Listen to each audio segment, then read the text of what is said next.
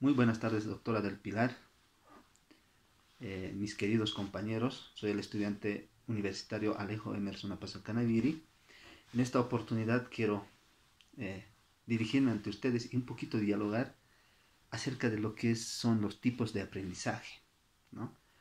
El aprendizaje es la adquisición de conocimientos, ¿no? Eh, que se aprende,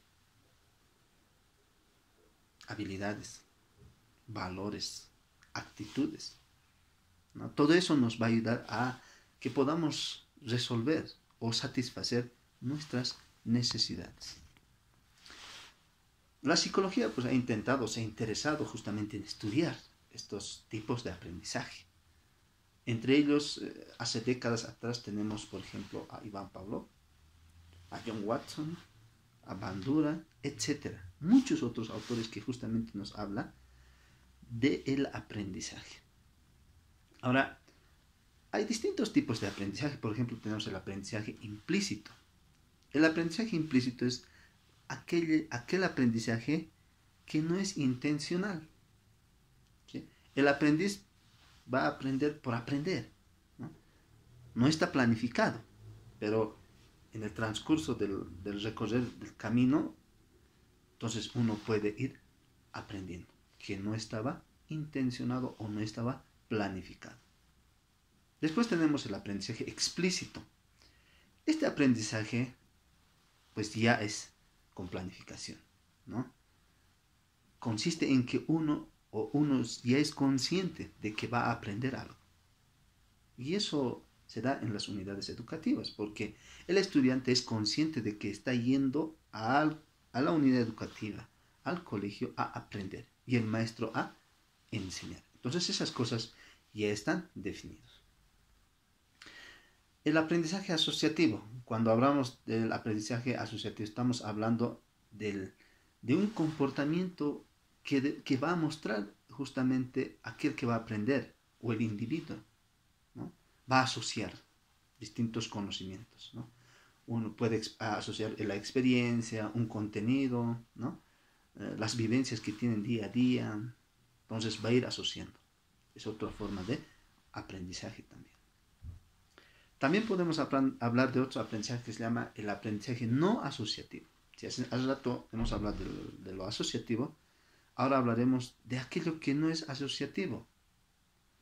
Se basa, dice, en una respuesta ante un estímulo que se presenta en forma continua y rápida. Por ejemplo, cuando alguien vive cerca de una discoteca. A principios tú vas a escuchar el ruido o la bulla, ¿no? El sonido, vamos a decir, el sonido exceso, ¿no? Que ciertamente te va a afectar a tus órganos, ¿no?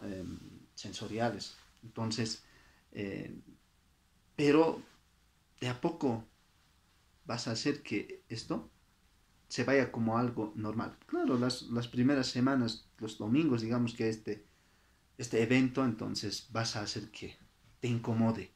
Y al próximo sábado, al último, ya vas a acostumbrarte. Porque la primera noche no vas a poder ni dormir. O si vas a dormir, en la noche vas a despertarte 2, 3 veces. Pero a medida que vaya pasando, eso se va a volver habitual. Entonces, ese es un tipo de aprendizaje no asociativo. Hablaremos del aprendizaje significativo, ¿no? Este tipo de aprendizaje se caracteriza porque el individuo va a recoger información, lo va a seleccionar, lo organiza, lo relaciona, ¿no? Y pues de esa forma va a poder tener una información fehaciente, ¿no? Una información certera de lo que estaba buscando. Entonces, le va a ayudar, ¿no? Porque está haciendo un proceso, ¿no? Pues, ¿qué va a hacer? Agarra las informaciones o la información, lo selecciona, lo organiza, lo establece, lo relaciona y va a tener una buena información.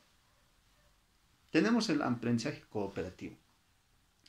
Este tipo de aprendizaje va a permitir a que el estudiante aprenda no solo él, sino junto con sus compañeros. Hoy en día en la ley 070 se plantea justamente eso, ¿no? El aprendizaje cooperativo, equipos comunitarios. Dicen, ¿no? Los equipos comunitarios deben cooperarse, es un valor la cooperación. Entonces cada uno va a aportar, ¿no?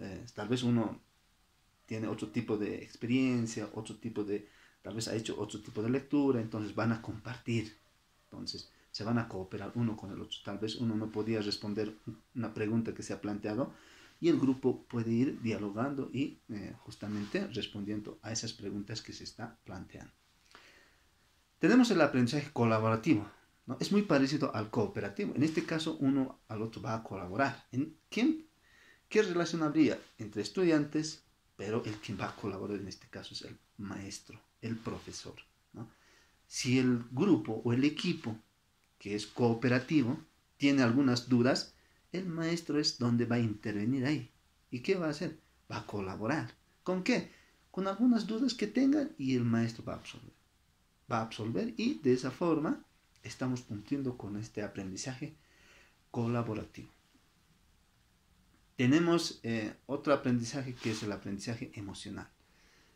El aprendizaje emocional significa aprender a conocer las emociones de manera eficiente. Estamos hablando de esta psique de la mente, ¿no? Cómo nosotros aprendemos, ¿no? Podríamos hablar una gran variedad de tipos de inteligencias, que hasta ahora son 9 inteligencias. ¿Cómo podemos saber nosotros ese tipo de inteligencia que tiene esa persona más desarrollada? Entonces tenemos que utilizar, claro, un test, ¿verdad? Pero estamos viendo la parte del aprendizaje emocional que está teniendo ese estudiante, ¿sí? Tenemos también el aprendizaje observacional. Este tipo de aprendizaje, pues, es a través de la observación, ¿no? De lo que uno hace. Por ejemplo, podemos decir la imitación, ¿no? Que es la esencia, digamos, ¿no? Si tú pelas la papa, agarras con la mano izquierda la papa y el cuchillo con la mano derecha y vas a empezar a pelar, un niño o una persona que aún no sabe pelar papa, ¿no? El alumno en este caso, va a agarrar igual que el que le está haciendo, en este caso el profesor, va a agarrar con la mano izquierda la papa y con la mano derecha el cuchillo y va a empezar a pelar la papa. ¿Ya? Entonces, este tipo de aprendizaje es esencial, porque te está imitando, ¿no? Te está imitando lo que estás haciendo. Si tú vas a echar el agua, ¿no? De una cierta altura, vas a ver que cuando caiga al suelo va a salpicar una cierta cantidad. Entonces, lo mismo va a hacer el otro. O sea, te va a imitar, en pocas palabras. Entonces, este tipo de aprendizaje también es muy importante conocer, ¿no? Otro tipo de aprendizaje que tenemos es la experiencial. En el laboratorio, ¿qué se hace? En física, vamos a agarrar, digamos, una regla que tiene 30 centímetros de medida y queremos medir una dimensión que tiene, digamos, por ejemplo, 20.5. El estudiante va a agarrar, va a medir. Entonces va a decir que tiene 25.5. Pero no se va a quedar con eso. Entonces va a volver a hacer la medición. Pero esta vez ya no va a ser 25.5, va a ser 25.7. Y así puede ir obteniendo muchos datos. Está haciendo la experiencia, está experimentando, en pocas palabras. Y de eso va a sacar el promedio y así podemos tener un aprendizaje, un valor más cercano a la verdad, a lo real, ¿no? Entonces, es otro tipo de aprendizaje que es esencial también en la vida, ¿no? Tenemos el aprendizaje por descubrimiento. Este tipo de aprendizaje hace referencia al aprendizaje activo. O sea, hay personas que no son inquietos, ¿no? Entonces, pues, están en constante movimiento de descubrir o están queriendo averiguar algo, ¿no? Están buscando, a ver, en estos sillones, ¿qué habrá dentro? O sea, son inquietos estas personas, pero descubren. Son ellos que están buscando, por eso se llama activo. Están ellos metidos siempre constantemente, ¿no? Trabajando para poder responder sus preguntas que se han planteado. Entonces, el aprendizaje por descubrimiento. Tenemos otro aprendizaje que es el memorístico. Esencial, Este es un aprendizaje conductista, ¿verdad? Esencial en matemática, física, química. ¿Por qué? Ahí sí va a funcionar este aprendizaje memorístico, por ejemplo, ¿no? Eh, necesitas memorizarte la tabla, necesitas memorizarte la tabla periódica, necesitas memorizarte las valencias de los elementos químicos, necesitas memorizarte las magnitudes fundamentales, magnitudes derivadas, fórmulas en matemática, ¿no? Los 10 casos de factorización, por ejemplo, la fórmula de la ecuación cuadrática, ¿no? Paul Dirac, un científico físico que ha descubierto al electrón y al antielectrón gracias a esta fórmula, ¿no? La ecuación cuadrática. Es una magia que ocurre.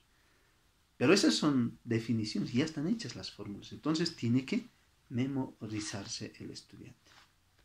Por último, podríamos hablar del aprendizaje receptivo. Muchos de nosotros captamos del exterior, pero a través de nuestros sentidos, ¿no? Es un aprendizaje pasivo, ¿verdad? Si yo estoy sentado, puedo escuchar un ruido. Ahorita escucho afuera que hay movilidad. Estoy recepcionando, pero estoy aprendiendo que hay un sonido. ¿Qué tipo de sonido será? ¿No? ¿A qué distancia estará el sonido? Entonces, es otro tipo también de aprendizaje.